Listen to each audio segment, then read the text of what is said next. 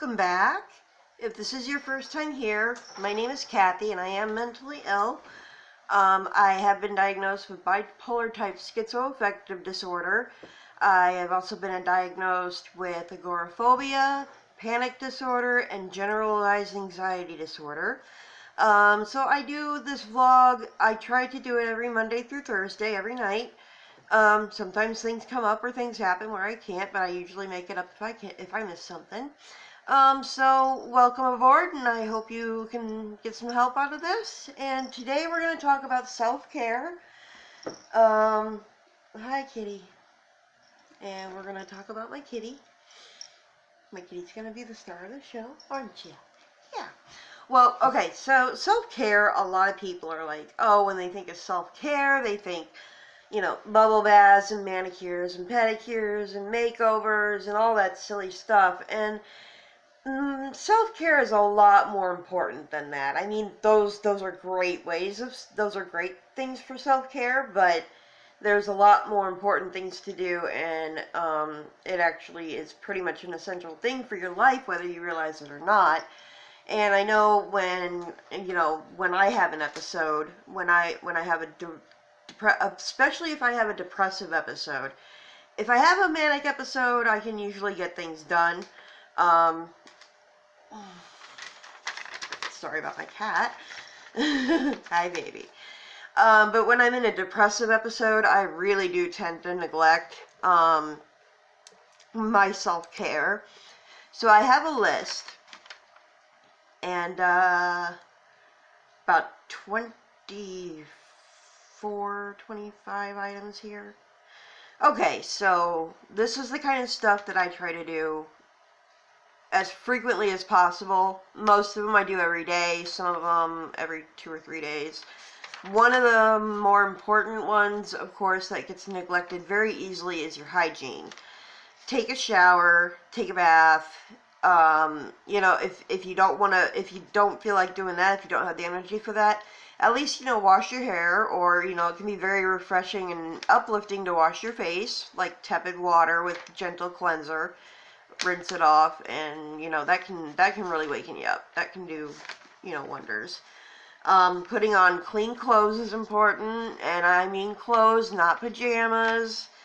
You need to wear regular clothes when you are trying to be productive and healthy. I know when I'm sick, I love to lay around in my pajamas. And that's another thing. Try to stay out of bed. I mean, if you have to take a nap, if you really need to take a nap, try to make it between an hour and an hour and a half. Like with me, if I take a nap and it doesn't last at least an hour, I actually end up feeling worse than I did when I woke up. But if I do an hour to an hour and a half, it can be very nice and refreshing too. It can just get you back and going again. Try to exercise. I do it about 10 minutes 3 times a week. I don't do a lot of exercise, mainly because of my CP and my arthritis. Even though, yes, I know exercise is supposed to be good for both of those. Then again, I'm also kind of lazy, so... Anyway, yeah, try to exercise. Back to the hygiene. Don't forget to brush your teeth if you have teeth. Unlike me, I don't have teeth, but if I did have them, I would brush them. And I think I've explained the tooth thing already in another video, so we'll just let that go. Get your housework done. You know, do your dishes, clean the toilet, sweep the floors. I like to try and compartmentalize all my housework. I make a goal list, and I do one item at a time, or one room at a time. Because I tend to get very scatterbrained, and if I start one cleaning project and then get distracted and start a different one, the first one never gets done. Or the second one gets done and the first one needs to be done all over again, because by the time I'm done with the second one, the first one has been neglected and needs to be started over. Doing your laundry, that way you'll have your clean clothes when you get out of your bath or shower. And of course, one of the most important ones is take your meds. Leave reminders on post-it notes if you have to. When you're mentally ill and you have medication, it needs to be taken regularly, because you can go into a relapse if you skip it. There are some that are actually dangerous to skip.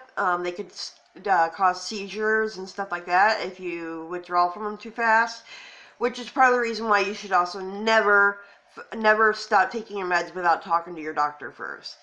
Now, that's some of the important ones, the adulting, self-care things, but there are some fun things you can do.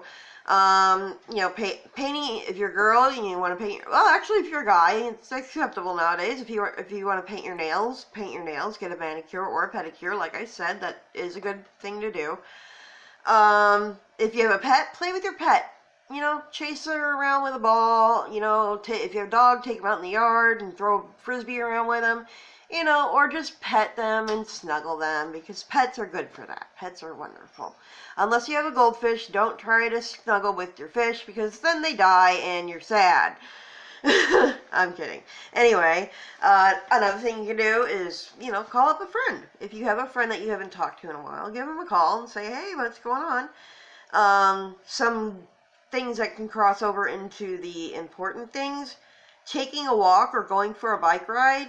Not only is that, fun if you like that type of thing, but that can also double as the exercise you need to get each week. So, yeah, take a brisk walk. Walk your dog. If you have a dog, walk your dog. Even if you have a stationary bike at home, walk on that. If you have a treadmill, walk on that. Don't walk on the stationary bike. Bike the stationary bike. Okay, wake up, Kathy. Anyway, if you have weights, do a good workout, Another thing, have some fun. Go out to eat, go to a movie. If you don't want to go out, watch a movie at home. You could double up and snuggle with your pet or your significant other while you're watching your movie. If you have any kids, play with your kids, They can be so much fun, Kids, they keep it real. They keep it simple. And it's just... I don't have kids of my own, but I do frequently visit my niece and nephew when I can, and I just love them. I love playing with my niece and nephew, because it distracts me from all the adulting stuff that's going on, bills and rent and weather and this and that, and it's almost like you forget you're an adult and you get to be a kid again, and who doesn't want to be a kid again, I know I want to be a kid again. Writing stories, poems, journaling, those are great for distracting yourself, or for processing your feelings. If you're journaling or whatever, journal about what you're feeling, journal about what your triggers, if any triggers have come up today and how you reacted to them. Get things out of your mind and on paper, and you never know, it might make you feel a whole lot better. Listen to some music. Everybody I know has a genre of music that makes them feel good.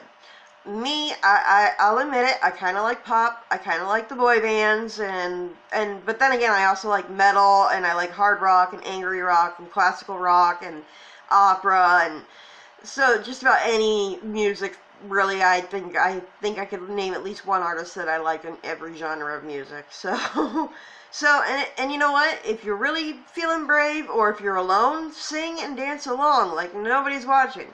Put your headphones on, and you can do your music, while you're doing chores. Whenever I'm going to spend a long time in the kitchen cleaning, or in the bathroom cleaning, I put on my Bluetooth headset, I crank up some tunes on my phone, and I just do my thing.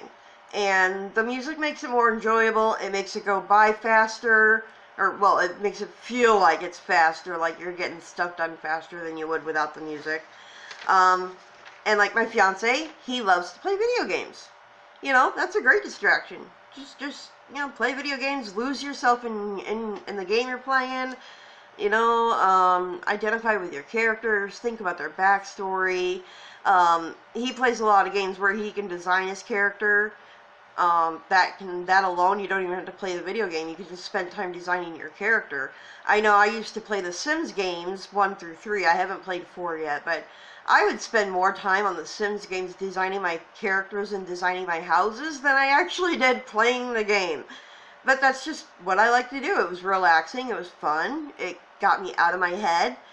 And, that's just about all I got right now. If you have any self-care tips that I haven't covered, definitely put them in the comments below.